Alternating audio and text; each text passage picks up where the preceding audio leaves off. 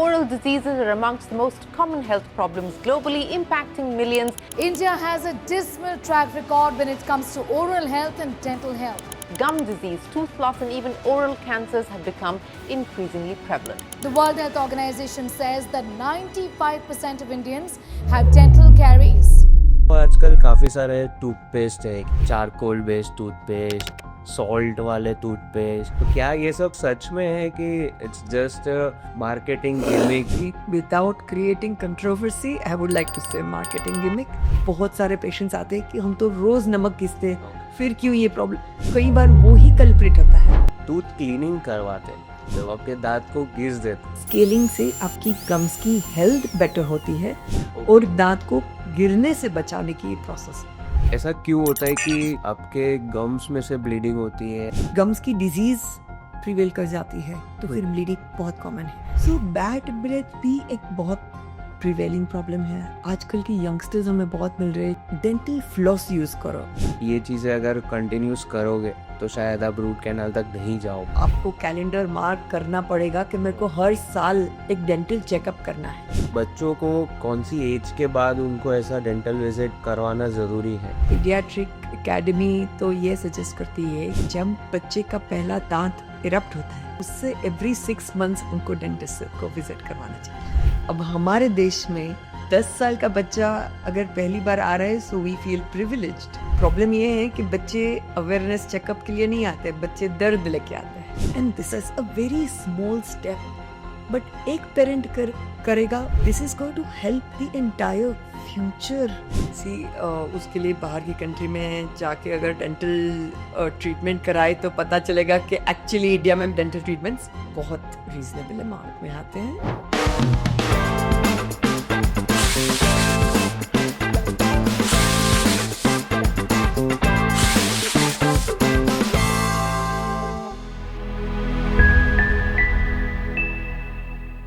आज का पॉडकास्ट शुरू करने से पहले मैं आपको ये फोटो दिखाना चाहूँगा। ये फोटो में आपने नोटिस किया होगा काफ़ी कॉमन ऐड है, काफ़ी पॉपुलर ऐड है कि पर्सन का आईब्रो नहीं है बट सबसे पहले आपकी नज़र पड़ती है उनके दांत पे, उनके स्माइल पे। तो सेम इशू ये हमारे साथ होता है कि हम मेकअप कर लेते हैं, रेडी हो जाते हैं, बाल बना लेते हैं, बट एक चीज़ काफ़ी इजीली मिस कर देते हैं, वो है ओरल हेल्थ। तो आज हमारे साथ है डॉक्टर स्वाति पोपट जो कि डेंटिस्ट है। इनका बड़ौदा में प्राइवेट सेटअप है नोन एज मिशे हॉस्पिटल। इनके साथ आज हम डिस्कस करेंगे कि क्या ओरल हेल्थ को हम इतना ज़्यादा नेग्लेक्ट करते हैं इंडिया में और क्या उसके साथ और भी फर्दर कुछ इश्यूज़ हो सकते हैं, और ये भी हम डिस्कस करेंगे कि कैसे आप आपकी ओरल हेल्थ को काफ़ी अच्छे से रख सकते हैं। So before starting that I would like Dr. Swati to talk about herself. Thank you for having me here. I think जब हम मिलते हैं तो एक दूसरे से या तो we notice the eyes, Right. we notice the smile. Yes. And ये एक ऐसी चीज़ है जो हर किसी को चाहिए। ऐसा कोई नहीं है जो बोलेगा कि नहीं मैं तो स्माइल नहीं करूँगा, मैं अपने दांत दिखाना नहीं चाहता, मुझे बात नहीं करनी है। It carries your personality. Right. So, if you're anyway going to smile, why not have it clean? Why not have it beautiful? है ना? तो उसी चीज़ के लिए हम बैठे हैं। कुछ लोग डरते हैं, कुछ लोग कम डरते हैं, बट बस वही डर दूर करने के लिए हम हर दिन एफर्ट लगाते हैं। बिल्कुल राइट। सो मैम, सबसे पहले जैसा आपने बोला डर लगता है, तो वो बहुत ही जेन्युइन है, क्योंकि जैसे आप डेंटिस्ट के वहाँ जाते हैं और उस साउंड आता है वो आपको मतलब एक उसका खौफ रहता है। बट उसी के साथ दूसरी सबसे बड़ी ऐसे जो मिसकंसेप्शन है या तो कुछ उसको लेके बहुत सारे डाउट्स है कि जो आप टूथ क्लीनिंग करवाते हैं तो उससे काफ़ी लोग ऐसा बोलते हैं कि आपके दांत घिस जाते हो, आपके दांत को घिस देते।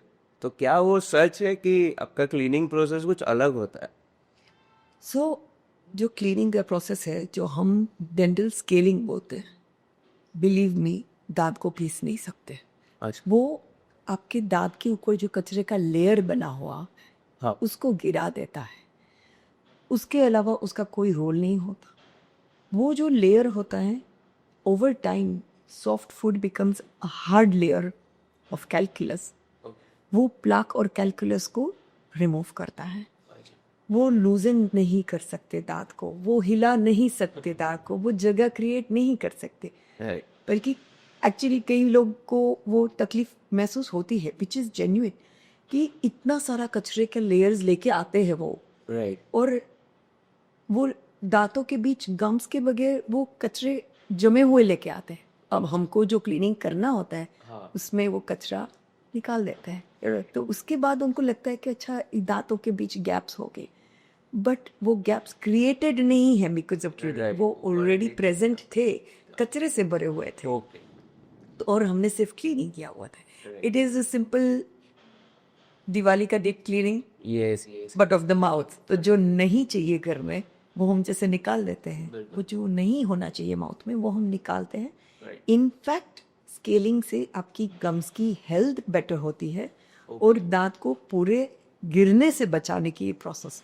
जैसे आपने बोला ये टूथ स्केलिंग के बारे में, तो ऐसा क्यों होता है कि आपके गम्स में से ब्लीडिंग होती है, आपके दांत में से ब्लीडिंग होती है? सो ब्लीडिंग कम्स एक बहुत कॉमन प्रॉब्लम है जो बहुत ही ज़्यादा निगलेक्टेड है. ब्लीडिंग 2-3 कारण की वजह से ज़्यादा होता है. एक, जैसे आपने बोला, प्रेशर. हम ठीक से ब्रश नहीं करते, ठीक है, बहुत ज़्यादा ज़ोर से करते हैं, हार्ड ब्रश यूज़ करते हैं, बहुत लंबे टाइम तक करते हैं, ब्रश चेंज नहीं करते, तो उसकी वजह से भी हो सकता है. मोस्ट इम्पोर्टेंट हाउएवर ये है कि हमारी गम्स वीक है. गम डिजीज़, जिंजेवाइटिस जो अर्ली स्टेप है गम डिजीज़ का, वो होता है जिसमें ज़्यादा ब्लीडिंग होता है. कचरा ज़्यादा जमने की वजह से गम्स वीक हो जाते हैं. तो जो वीक होते हैं उनकी इम्यून सिस्टम हमारी सर्वाइव नहीं कर पाती, वो सिर्फ ब्रशिंग का प्रोसेस, तो ब्लीडिंग होता है. कई बार हार्मोनल चेंजेस, जैसे फीमेल्स में प्रेगनेंसी, पोस्ट पार्टम, मेनोपॉज, उस टाइम पे भी ब्लीडिंग ज़्यादा होती है. कुछ मेडिकेशंस की वजह से साइड इफेक्ट होती है ब्लीडिंग का इसका. But the most common however is bad oral health. जब गम्स की डिजीज़ प्रिवेल कर जाती है तो फिर ब्लीडिंग बहुत कॉमन है. However it is not something जो घर पे ही सॉर्ट करा जा सकता है. आपको डेफिनेटली डेंटिस्ट को विजिट करना चाहिए इसके. आपने इसमें बोला कि आपका टूथब्रश एक तो सॉफ्ट होना चाहिए प्लस उसको चेंज करना चाहिए. तो क्या ऐसा मतलब कोई ड्यूरेशन एवरी दिस मंथ, इतने मंथ्स आपको चेंज करना है, ऐसा है? यस, एवरी 3 to 4 months आपका ब्रश चेंज करना चाहिए आपको. ओके. एंड अगर आपको एवरी मंथ या उससे भी पहले आपके ब्रश के ब्रिसल्स फ्रेज हो जाते हैं, तो then something is really wrong. It should work relatively well for 3 months. Brush softly, बहुत ज़ोर से ब्रश करने से हम अपने दांत को बहुत अच्छे से वाइट नहीं कर पाएंगे. So brush soft, that is the trick. Also 1.5 to 2 minutes is more than enough brushing well. The idea is कि आप 2 टाइम ब्रश करें, सॉफ्टली करें, every 3 to 4 months brush change करें एंड बी जेंटल. हमको scrubbing नहीं करना है, हमको ब्रश कपड़े नहीं दो जी. ओके. दूसरा ये था कि जैसे काफ़ी सारों को ऐसा होता है कि दे हैव बैड ब्रेथ, तो क्या वो भी उठ के ओरल हेल्थ को नेग्लेक्ट करने की वजह से है कि क्या वो उनका फूड इनटेक ऐसा होता है उसकी वजह से होता है? सो बैड ब्रेथ भी एक बहुत कॉमन प्रिवेलिंग प्रॉब्लम है. आजकल के यंगस्टर्स हमें बहुत मिल रहे हैं जो बैड ब्रेथ के लेके आते हैं बिकॉज अब उनको स्टिग्मा जैसा हो रहा है कि अब मुझे एड्रेस भी करना है ये इशू, एंड कॉन्फिडेंस नहीं रहता एक दूसरे के साथ बात करने में. कि bad breath, ideally we believe that the first reason, important reason we cross check is कि oral health कैसी है उसकी, कचरा कितना जमा है, कितना प्लाक और कैलकुलस है, गम्स की हेल्थ कैसी है. इन सारे चीज़ों की वजह से बैड ब्रेथ इजीली आती है. It is a very simple thing, just sheer logic कि अगर कोई भी कचरा कहीं भी पड़ा है over a period of days और even extended period of hours maybe, it will start to smell. वो स्मेल माउथ में आती है जब अच्छे से क्लीनिंग नहीं होता, गम्स वीक है. तो यस, उसके लिए फर्स्ट ऑब्वियसली डेंटल क्लीनिंग बहुत इंपॉर्टेंट होता है. कई सारे लोगों को पेट की अनबर की वजह से, डिजीजेस, बीमारी, अपसेट्स की वजह से ओके. बैड ब्रेथ भी हो सकती है. Right. So, most important, first consult your dentist, get professional scaling done. Another important thing is drinking adequate water. Right. पानी पीना कम हो जाता है, उसकी वजह से भी stagnance of saliva, Yes. उसकी वजह से भी bad breath होती है. Right. And sugar-free chewing gums are very good. People suffering from bad breath and using antibacterial mouthwash. अब क्लीनिंग नहीं करो और माउथवॉश यूज करते रहो हाँ. तो एज सच कोई फर्क पड़ेगा नहीं. But yes, it is also advised mouthwashes. तो मैम ये अपने बेड ब्रेथ के बारे में बताया, तो उसके जैसे आपने बताया माउथ वॉश और ये, तो आजकल काफ़ी सारे टूथपेस्ट हैं कि भाई जैसे चारकोल बेस्ड टूथपेस्ट, सॉल्ट वाले टूथपेस्ट, या तो काफ़ी सारे लोग ऐसे यूट्यूब पे बहुत सारे DIY है कि आप कैसे अपने दांतों को वाइट कर सकते हैं. तो क्या ये सब सेफ और सच में है कि इट्स जस्ट मार्केटिंग गिमिक और वायरल होने के चक्कर में ट्रेंड्स चल रहे हैं? See, without creating controversy, I would like to say marketing gimmick. However, एक चीज़ सिंपल है कि पहले लोग पाउडर्स यूज़ करते थे, ऐश घिसते थे, चारकोल का पाउडर घिसते थे, but now people don't do that much. With time we have realized, research has proved कि pastes are sufficient. ओके. सिर्फ 2 टाइम ब्रश करो. आप इतना देखो कि आपके टूथपेस्ट में थोड़ा फ्लोराइड का कंटेंट होना चाहिए. And once in a while antibacterial mouth washes वो सफिशिएंट है. डेंटल फ्लॉस यूज़ करो. ओके. वो एक बहुत अंडररेटेड येट बहुत अच्छी चीज़ है जो आपको करनी चाहिए. There are so many patients जिनको हमने चालू करवाया और जब से करवाया they are using it maybe even more than we are as dentists. Okay. It is very important. Right. But please कोई भी पाउडरी सब्सटेंस घिसिए मत आपके दांतों पे. आप वाइट करने के चक्कर में आप अपना इनामल लूज करोगे.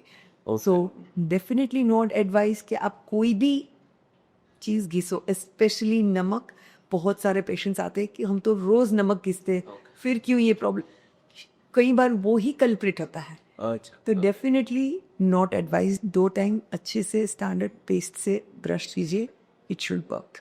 सो मैम ये तो अपने जो पूरा गाइड का it was about maintaining your oral health, but जैसे कैविटी हो गया, अभी मुझे हुआ था and doctor dentist suggested me to go with root canal.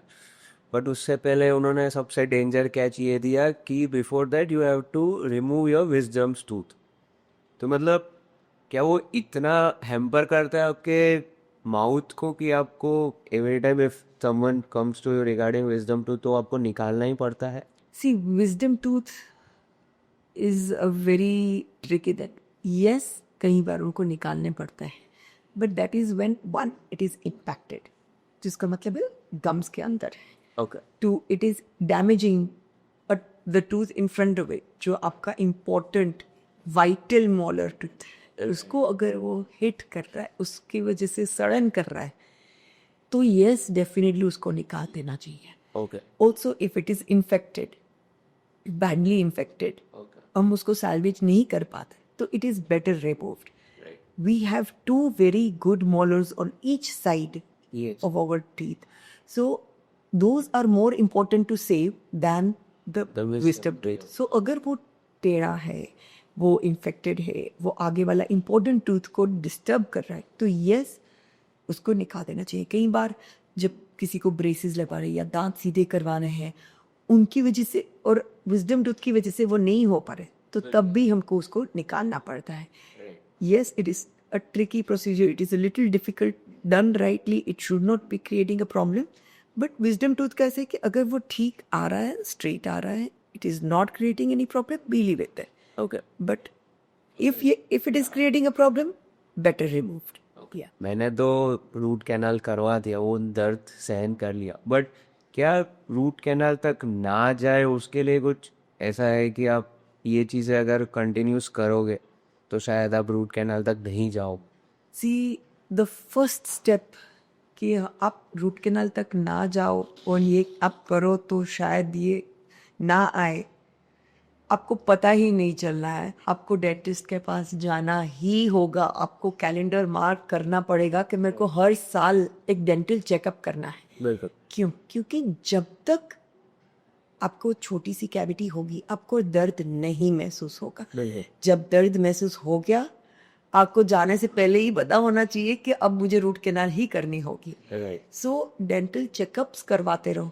जब डेंटिस्ट बताए आपको कि हाँ एक कैविटी है, 2 कैविटीज है, आपको पेनलेस प्रोसीजर में उसमें सीमेंट फिलिंग हो जाएगी ओके। एंड देन आपको रूट कैनाल करने की जरूरत नहीं पड़ेगी। हाउएवर अगर पड़ गई तो it's okay also. Root canal में यस आपको इंजेक्शन देंगे ताकि उधर नम हो जाए एंड फिर पूरा प्रोसेस इजीली हो सकता है। We are not suppose to be scared of root canals. It is just a means of salvaging that tooth जो इन्फेक्ट हुआ था। ओके, तो मैम जैसे आपने बताया अभी root canal is not that like you should go for the root canal, but root canal के साथ वे लोग मतलब डॉक्टर्स ये डेंटिस्ट ये भी सजेस्ट करते हैं कि there is an option for implants. तो क्या like they both are alternative to each other? So root canal ऐसा प्रोसेस है जो आपके एग्जिस्टिंग टूथ को सेव करता है। ओके। वो तभी हो सकता है जब एक्चुअली उतना टूथ स्ट्रक्चर बचा हो। अगर आपका दांत बहुत ज़्यादा सड़ गया है और उसको सेव नहीं कर पाते तो रूट कैनाल कर ही नहीं सकते, फिर दांत को निकालना होगा। राइट। निकालने के बाद replacement is very important. Okay. बहुत बार अब पहले तो वही होता था कि दांत सड़ गया निकाल दो, दांत सड़ गया निकाल। We don't realise but your oral health is a window for your overall health. Okay. Okay. So अगर आप ठीक से चबा नहीं पा रहे हो, आपके दांत नहीं है, आपने निकाल दिए, 4 दांत सड़ गए थे, 4 दांत निकाल दिए, राइट। तो आप चबाओगे कैसे? Okay. It is basic science में पढ़ाते थे कि first step of digestion start in the mouth. ठीक है, तो अगर आप ठीक से चबा नहीं पा रहे हो तो आज नहीं तो कल, कल नहीं तो परसों इफेक्ट करेगा। तो replacement is a very important aspect of your oral health. तो जब आप बात करते हैं कि रूट कैनाल नहीं कर पाए, हम नहीं सेव कर पाए टूथ और दांत को निकाल दी, तो इम्प्लांट कर सकते हैं। अब implant is an option for replacement. जैसे कई बार हम ब्रिज कर सकते हैं, क्राउन आजू बाजू के दांत को सपोर्ट लेके हम ब्रिज करवा सकते हैं। राइट। कुछ लोग को डेंचर प्रिफर करते हैं जो रिमूवेबल होता है। यस। आजकल सब एम्फेसिस यही रखते हैं कि हमको फिक्स्ड चाहिए, कोई दिक्कत ना आए, लिटिल मोर लाइफ लॉन्ग हो उसका। तो implant is the latest option and amongst the most convenient options for a missing tooth. Okay. So it is not an alternative to a root canal. But जब root canal नहीं कर सकते, जब दांत नहीं रख सकते, दांत निकल दिया, दांत मिसिंग ही है, बहुत साल पहले निकाल दिए, तो yes we should consider implants. तो मैम जैसा आपने ये भी बताया कि आपको एवरी ईयर एक बार तो डेंटिस्ट विजिट करना चाहिए। तो ये सवाल अगर बच्चों के लिए आता है तो बच्चों को मतलब कौन सी एज के बाद उनको ऐसा डेंटल विजिट करवाना ज़रूरी है? सो एक्चुअली पीडियाट्रिक एकेडमी तो ये सजेस्ट करती है कि जब बच्चे का पहला दांत इरप्ट होता है उससे एवरी 6 मंथ्स उनको डेंटिस्ट को विजिट करवाना चाहिए। अब हमारे देश में 10 साल का बच्चा अगर पहली बार आ रहा है सो वी फील प्रिविलेज्ड कि अच्छा अच्छी बात है कि बच्चे आ रहे हैं। ठीक है, प्रॉब्लम ये है कि बच्चे अवेयरनेस चेकअप के लिए नहीं आते, बच्चे दर्द लेके आते हैं। तो वो दर्द लेके ना आए उसके कारण हम ये एडवाइस करते हैं कि at least when the teeth have erupted आप बच्चों को लेके आओ। उस प्रोसेस के लिए हाउएवर रूट कॉज तक जाना चाहिए।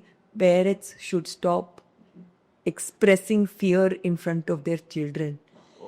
आज अगर मैंने बोल दिया कि अरे आज मेरा रूट कैनाल है, मुझे डेंटिस्ट की अपॉइंटमेंट है, that fear is spreading to our children. जो सबकॉन्शियसली उनको लगता है कि मुझे डेंटिस्ट के पास नहीं जाना। Let them come with you, let them meet the dentist, create a friendly rapport with the dentist. आज नहीं तो कल आपको पता है कि उनको लेके जाना ही है। and every year start their checkups. It helps. Once they get friendly, they are more comfortable when they have to do their cleanups, if they need any treatments. It helps. And this is a very small step. But एक parent करेगा वो अपने बच्चे को एक dental awareness की cycle में लेके जाएगा. This is going to help the entire future. जो हमारे कंट्री में लैक है डेंटल अवेयरनेस की, कि हमारे हमको वो रिमाइंडर्स नहीं आते कि आपके बच्चे की पीडियाट्रिक डेंटिस्ट के साथ अपॉइंटमेंट है या कि डेंटल चेकअप का टाइम हो गया, जो वेस्टर्न कंट्रीज में बहुत प्रिवेंट, वो हमारे कंट्रीज में नहीं है. But how can we bring it? First thing is we should become aware. With our awareness, we should avoid being fearful and जैसे हम बहुत सारी चीजें कर लेते हैं अपने बच्चे के लिए, right? We express a lot of strength even when we don't feel that strong. तो ये fear, इसके डेंटिस्ट का भी fear उनके सामने एक्सप्रेस करना अवॉइड करना चाहिए. Take them with you and फिर उनके चेकअप्स भी अलाइन करने चाहिए. तो मैम ये बच्चों की बात हुई, बट इसके बाद हम आते हैं कि आपने बताया कि पेरेंट्स में फियर है about dental checkup, dental visits. तो क्या वो सिर्फ फियर है या उसका कोई ये रीज़न है कि वो बहुत महंगा है? लाइक दांतों को लेके हमेशा एक्सपेंसेस बहुत ज़्यादा हो जाते हैं. तो वो क्या रीज़न, वो that is also one of the reason. बाहर की कंट्रीज में तो डेंटल प्रोग्राम्स वगैरह भी चलते हैं. यहाँ पे लोगों को लगता है कि डेंटल एक्सपेंसिव है. उसके लिए बाहर की कंट्री में जाके अगर डेंटल ट्रीटमेंट कराए तो पता चलेगा कि एक्चुअली इंडिया में डेंटल ट्रीटमेंट्स बहुत रीजनेबल अमाउंट में आते हैं. ऑल्सो आपको ये देखना है, ये एक प्रोसेस है.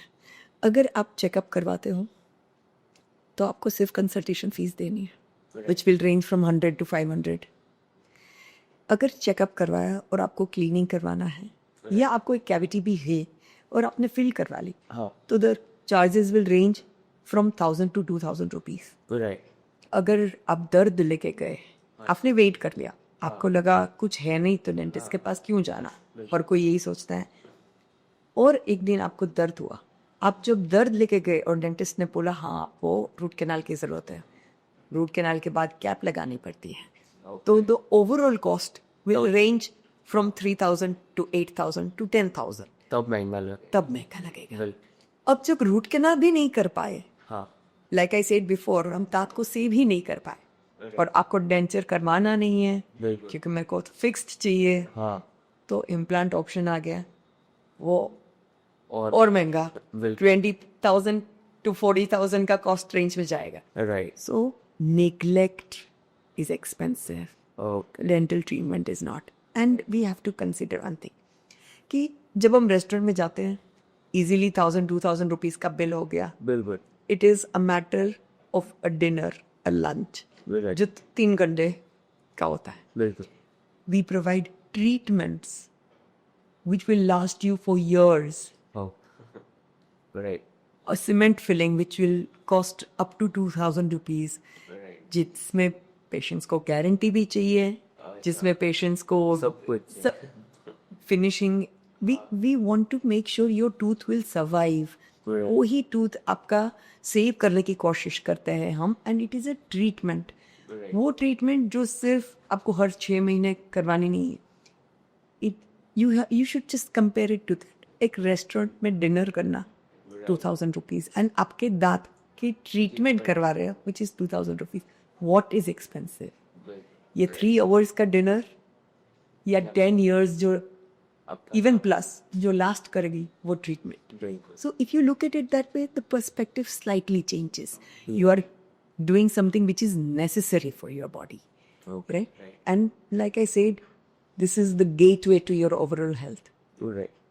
अगर ये ठीक है तो बाकी सब ठीक होना ही होना है. So जैसा कि हमने ये पॉडकास्ट में पूरा डिस्कस किया about oral health and how you can keep a check on it, तो आई विश आपको ये आइडिया आया होगा कि how important it is to get your regular dental checkups done, keep your mouth clean, use mouthwash, use dental floss. So this was the main crux कि हम जान सके कि भाई सिर्फ लाइक आपके फेस में, आपके फेशियल एक्सप्रेशन में सबसे इम्पोर्टेंट आपकी स्माइल भी होती है. तो वो स्माइल को सपोर्ट करने के लिए डॉक्टर स्वाति ने हमें काफ़ी सारा नॉलेज शेयर किया है. At the end I would like to thank her and just want to tell her to give some more knowledge, idea और you know something that people should follow in regular days, regular life to have the best oral health possible. I think I just give an example. A friend of mine told me that her husband gifted her a dental cleaning का voucher for her birthday. तो अब जिसे हम भूल जाते हैं, we neglect our own health. कई लोग बोलते हैं कि हमको वो ब्लड प्रेशर भी चेक करवाने के लिए कई महीने लग जाते हैं. तो डेफिनेटली डेंटल हेल्थ बहुत ज़्यादा निगलेक्ट हो रही है. But doing such things, keep a check, keep a date, an occasion, month कि चलो इसके पहले हमको ट्रैवल करना है, ट्रैवल से पहले मुझे डेंटल क्लीनिंग करना है, मेरा बर्थडे आ रहा है, मुझे क्लीनिंग करवाना है, मुझे चेकअप करवाना है. तो ये सारी चीज़ें अगर it starts with one person at home, एक घर में शुरू हो जाए तो everybody eventually will follow in line. तो वो बहुत ज़्यादा इम्पोर्टेंट है. याद रखना है, हम कितने भी थके हुए क्यों ना हो, रात को ब्रश डेफिनेटली करना है. It just takes 2 minutes really. And flossing करो, ट्राई करोगे फ्लॉस करना तो आपको समझ में आएगा कि it is actually very effective. Sugar free chewing gums, you can eat that. And very important, pani piyo. It is the cheapest means of keeping your oral health in check. Right. And इतने भी scary नहीं है हम कि अब ना हो तो प्लीज एक डेंटिस्ट को जाके मिलो. Keep visiting them regularly, befriend them, and I think it will be nice. So आपके ये बात से आई होप someday इंडिया में we will start gifting healthy things. Like आपके जो फ्रेश का एग्जांपल था कि एनिवर्सरी के दिन चॉकलेट्स या रोजेस की जगह you gift them a dental voucher और else take them to the overall health checkup instead of going on dinner dates, take them to the gym का मेंबरशिप सब. With this, we'll end this podcast. Thank you so much, man, for having me.